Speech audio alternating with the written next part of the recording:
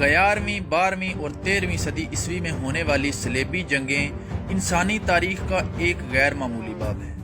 تقریباً 250 سال تک جاری رہنے والے اس لرزہ خیز تصادم میں حقیقی معنوں میں پوری دنیا ایک عالمی جنگ کا شکار تھی۔ یہ تہذیبوں کا ٹکراؤ ہونے کے ساتھ ساتھ مذاہب کا بھی تصادم تھا۔ مسلمان اور عیسائی قومیں باہم دست و گریباں تھیں۔ یہ اتنی خون ریز جنگیں تھیں کہ اس سے پہلے انسانیت نے کبھی اتنا کشت و خون اور تباہی و بربادی نہ دیکھی تھی۔ امت مسلمہ اور تمام عیسائی دنیا کے اس ٹکراؤ کے نتیجے میں پوری انسانی تاریخ پر گہرے اثر مرتب ہوئے، جن کا اثر آج کی جدید دنیا میں بھی دیکھا جا سکتا ہے۔ 21ویں صدی کے آغاز پر امریکی صدر جارج بش نے جب مشرق وسطیٰ میں حالیہ جنگوں کا آغاز کیا کہ جس کے نتیجے میں آج افغانستان سے لے کر عراق، شام اور شمالی افریقہ تک تمام مسلمان ممالک پر حملے کیے جا رہے ہیں، تو اس نے بھی عیسائی دنیا کی طرف سے مسلط کردہ اس جدید جنگ کو صلیبی جنگ ہی کہا تھا۔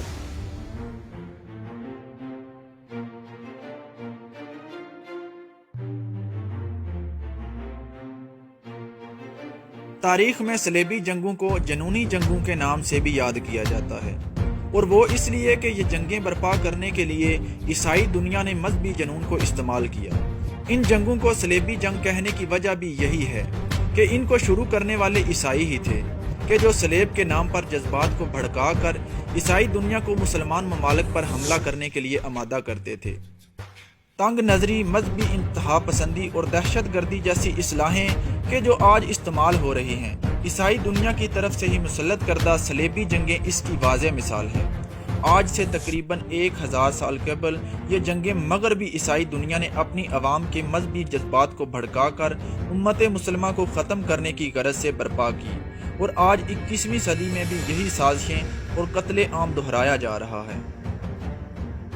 مغرب کی طرف سے جو اتحاد صلیبی جنگوں کے لیے بنا، اس کا ایک فریق بازنطینی سلطنت بھی تھی۔ بازنطینی سلطنت پچھلے کئی سو سالوں سے مسلمانوں سے بری طرح مار کھاتی آ رہی تھی، اور اب یہ بات واضح ہو چکی تھی کہ یہ تنہا مسلمانوں کا مقابلہ کرنے کی سکت نہیں رکھتی۔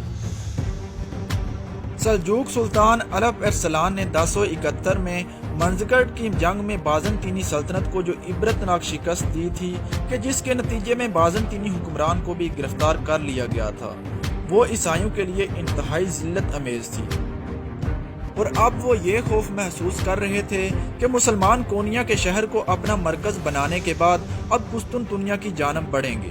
اگر مسلمان قسطنطنیہ فتح کر لیتے تو یہ بازنطینی سلطنت کی حتمی موت ہوتی۔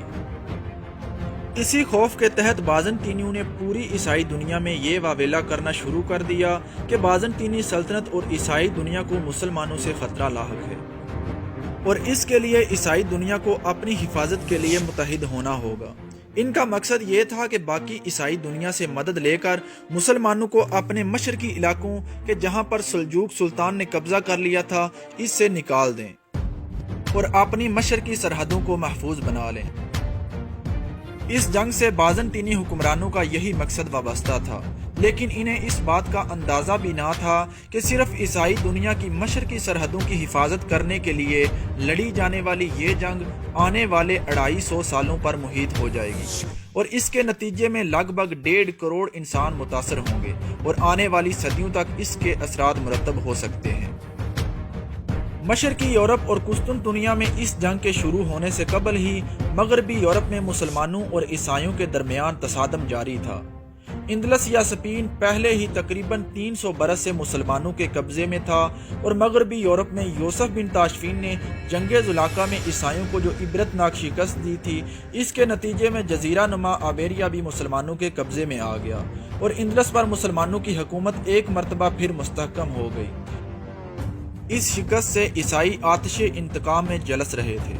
روم میں موجود پوپ اور مغربی یورپ کے ممالک مثلا جرمنی، فرانس اور انگلستان کے عیسائیوں کو بھی اسی بات کا قلق تھا کہ وہ مسلمانوں کو اسپین سے نکالتے رہ گئے تھے، اور یوسف بن تاشفین کی دخل اندازی کی وجہ سے ان کا یہ خواب شرمندہ تعبیر نہ ہو سکا۔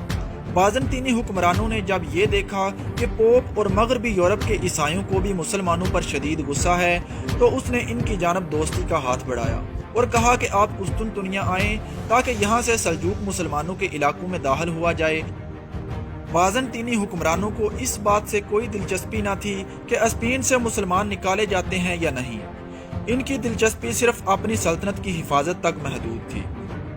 یہی وجہ تھی کہ اس نے ان تمام حکمرانوں کو کہ جو مسلمانوں سے جنگ میں دلچسپی رکھتے تھے قسطنطنیہ آنے کی دعوت دی اور کہا کہ ہم آپ کو ایشیائے کوچک میں داخل ہونے کے لیے قسطنطنیہ سے راستہ دیں گے۔ موجودہ ترکی کے تمام ایشیائی علاقے جو ابنائے باسفورس کے مشرق میں واقع ہیں اس وقت تک مسلمان سلجوق سلطنت کے قبضے میں آ چکے تھے اور کونیا کا مشہور شہر اس مضبوط سلجوق سلطنت کا دارالحکومت بن چکا تھا۔ آنے والے وقتوں میں اسی کونیا میں مولانا جلال الدین رومی اور شمس تبریز تشریف لائے اور ان کی وجہ سے آج بھی یہ شہر پوری دنیا کے لیے ایک روحانی کشش رکھتا ہے۔ یہاں یہ بات قابل غور ہے کہ مسلمانوں کی تمام مقدس مقامات یعنی مکہ مکرمہ، مدینہ منورہ اور بیت المقدس شریف مشرق وسطیٰ میں ہی واقع ہے۔